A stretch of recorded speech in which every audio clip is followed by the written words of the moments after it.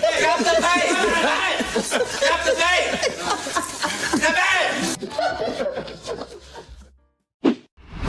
Every time Chris Tucker steps into a conversation, things rarely stay on their original track. People sitting next to him usually only realize it when they can no longer keep a straight face. Christmas? Is that what you mean? Yeah. In public anywhere with Michael Jackson? Because what's that like? You know what? We go to the movies sometime. We go to the movies. Both of us like going to the movies. So we go to the movies, but it's hard because Michael got to sneak in the movie right before it starts. So Michael come in there like with a ninja suit on. He's hiding and all black. All of a sudden, I'm sitting there, where's Michael? And then I turn around, he's like, hey, Chris. I'm like, oh, man. How long you been here? About 5 minutes. I'm sorry. Did I scare you? As his career reached its peak, his family also experienced that success in a fairly familiar way. What is your family's reaction to your success? Oh, they all quit their jobs when they found out I was making $20 million a year. They said, we rich! I was like, no, I'm rich! Get your jobs back before it's too late. But not everyone reacted the same way. Jackie Chan, his close friend, was on a completely different side of the story. Jackie was so kind and so nice. He would give me a gift every day on the first rush hour set. He would send me over a different gift. I said, man, what is this? Part of his culture? He's so nice. Then I realized he's from China. They make everything over there. He was getting it for free anyway. That's very unfair. He paying for nothing. Oh, man. He was looking out the window like, look at Chris Tucker. He gonna go broke trying to keep up with me. We make Jordan 1 Taiwan. And Michael was just so nice, man. You'd be around him and you just get happy. He would give you anything if you liked something. Like I was just complimenting a flat screen TV he had, and he gave it to me. I was like, Michael, I didn't want the TV. But then the black came out of me. I started liking everything after that. I said, Michael, I like that Rolls Royce. That's a bad Rolls Royce. Not the old one, the new Rolls Royce, right there. He was like, you like it? I said, yeah, I like it. He said, you sure you like it? I said, yeah, I like it. He said, well, you better go buy one, because I ain't giving you my Rolls. I gave you a TV, damn. Jackie Chan has always treated Chris Tucker very generously, except that in China at the time, almost no one knew who Chris was. Oh, man, Hong Kong. I was the only black person in Hong Kong. I was looking for black people. I said, where are the black people at? No black people know. Thought I was Kobe Bryant, man. They didn't know who I was. Really? Kobe Bryant? Really? Like, Kobe, sign my autograph, Kobe. We love you. Where's Shaq? In Hollywood, it was different. Chris was familiar with many well-known faces. And also, he knows everybody. Like, I'm not even kidding. You can bring up a name. It doesn't matter if it's like Muhammad Ali, Paul McCartney, Jesus, Chris. But I know Muhammad Ali. Muhammad Ali? He said, you a funny mother Tucker. I said, oh. That's as good as it's gonna I get. know. Met Mandela. Oh my God. Went to Africa, and he was like, Where is Chris Tucker? I want him to meet my grand. Now you know I want to be Chris Tucker. Is Donald Trump your president? What, you consider him your president? You mean Donald? Are you serious? Believe me. Believe me. I know Chris Tucker. He's a great comedian, great guy. I like him. It's true. I do like him. I met him. I didn't say much, but I said hello. Believe me. Have you met Donald Trump? I met Donald Trump. And I said hello to him. He said, that's good. That was it? It was quick. That was it. That was it. Chris can imitate almost everyone he has ever met, and sometimes that even gets him into trouble. I went on some great trips. I went to Africa one time with Bill Clinton. He invited me to Africa, man. He invited me. He said, Tucker, you want to go to Africa with me? I think you'll like it. You're black. I'm black. So I started doing the impressions, man. Everywhere we went, he wanted me to do them. Tucker, come on. Come do me. Come do me. Don't act like that. Come on. I said, Mr. President, I'm tired. It's been a long trip. Maybe I won't do it this time. Tucker, I need you. I done set it up now. Come on. Don't let me down. You want to ride home, right? Huh? You want to ride commercial or private? You let me know, Tucker. That's a long-ass flight home, Tucker. That's a long... Some stars appear everywhere, while Prince was someone people rarely got to see up close. When you're there. He's cool because he found out I was there. Prince came over and said, Prince is shy, so I didn't know. I just heard this noise behind me, and I didn't know what it was. He just trying to get my attention. He was like, ooh. I was asking my friend, what's that noise? He was like, ooh. He said, man, that's Prince trying to get your attention. So I turned around and I was like, hey, Prince, how you? He's small, so I was like, hey, Prince. So he was like talking to me, but he was licking on his fingers when he was talking to me. I was kind of, he was like, how you doing? You like the show as a girl? Thank you for coming, Chris. I love you. You're funny. I was like, why are you screaming, man? With Michael Jackson, even a simple outing could turn into a full-blown plan, as Chris Tucker once shared. He can turn almost anything into something funny, even the idea of having a neighbor. You ever had a neighbor that borrow your shit and keep it so long, you have to borrow it back? Like, Tony, you got a broom I can borrow, man. No, you got my damn broom.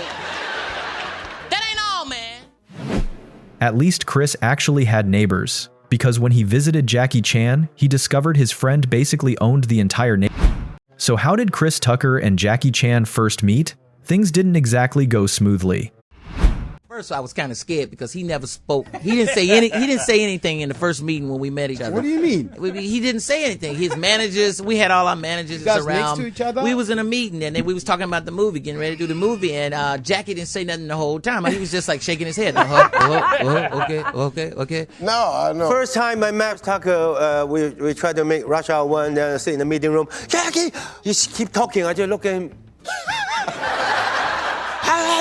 I cannot say one word. I don't know how to answer.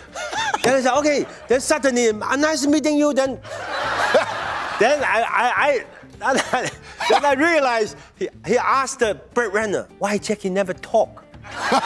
Can he understand English? Yes. He's just a very humble guy. Then when he come back, hey, Jackie, why don't you talk? I said, I don't understand what he's saying.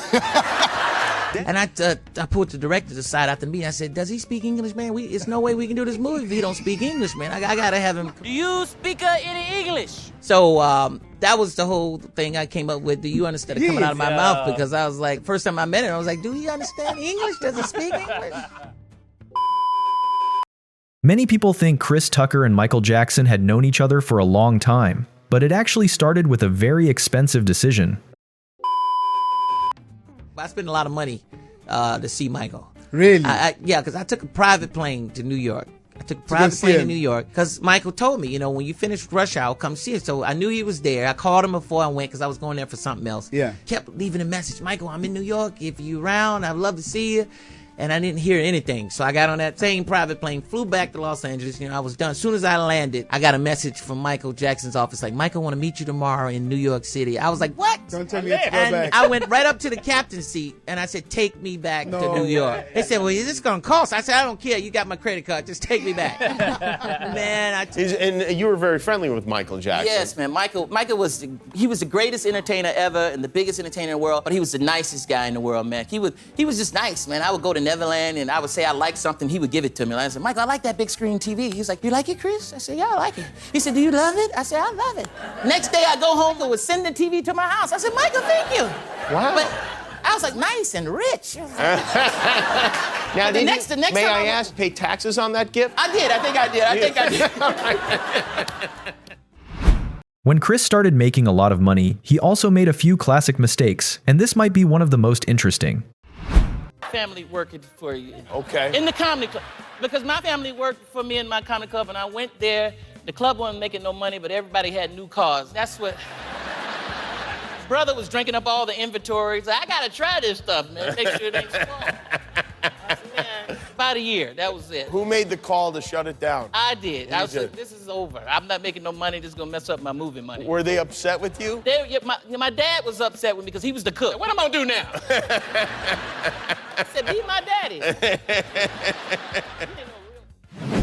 Chris Tucker's survival instincts were formed long before he ever stepped into Hollywood. We used to hide the cupcakes, because I'm the youngest of 6 kids. We hide cupcakes because they be gone. By the time my mama get home, you say, Mama, I got that groceries, got that. You take it in there, you hide them cupcakes. You take out 3 or 4 of them. Mama, what happened to the cupcakes? Hey, man, Mama just bought 2 of them, man. I'm sorry. Later on, even Chris's brothers had a chance to get their revenge. My brothers, I invited them down to the club, and from, being from Georgia, and like you said, they, being a comedian, like, what? They was all laughing at me, like, all right, I'm gonna come down there and see you perform. And I invited them down to the comedy club, and they was down there, and I was on the list, but being a comedian, you might not get to go up. It's not guaranteed. So I didn't get to go up that night, so I had to ride all the way home, and they was in the car. I thought you was a comedian. You didn't go up and all this stuff. And I said, okay, one day I'm gonna go up, y'all gonna see. So now they ask me for money every day, and I said, I thought you was gonna pay me back. When you gonna pay me back, bro? Fame changed many things in his life, including how people behave when they see him in public.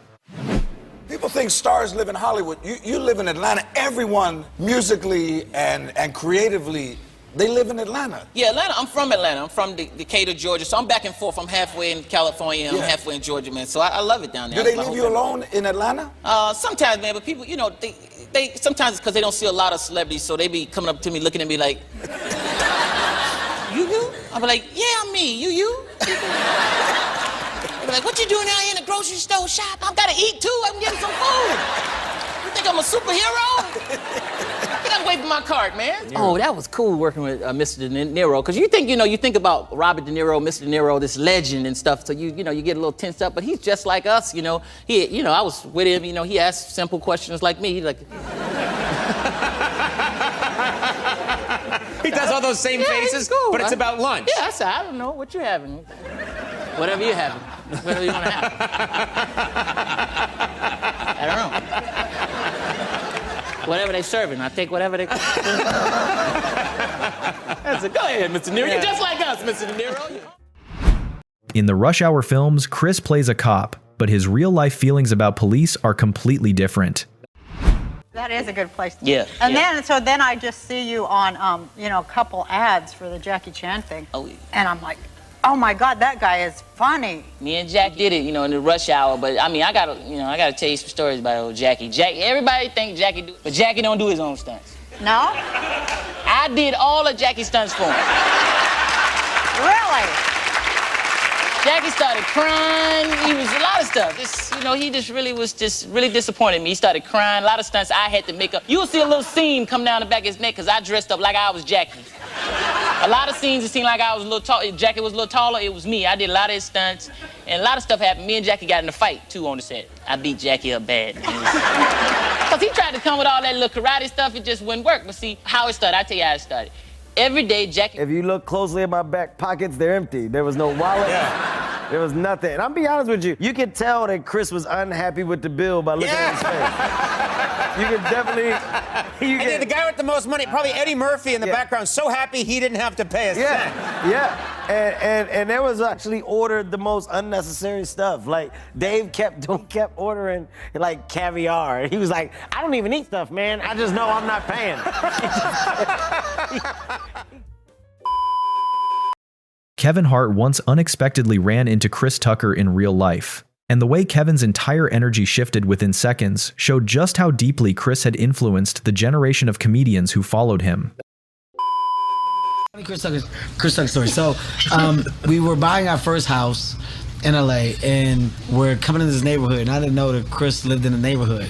And this is when Chris was like having the taxes problem, right?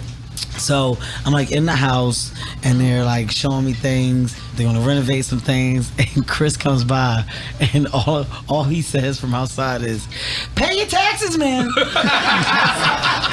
And I'm like, yo, no, I go, what? It's Chris Tucker. He comes in, yeah, man, just pay your taxes, man. I was like, Chris, what the fuck are you doing here?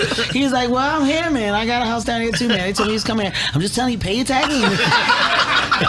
And he left. That's real advice, though. It's great advice. He left.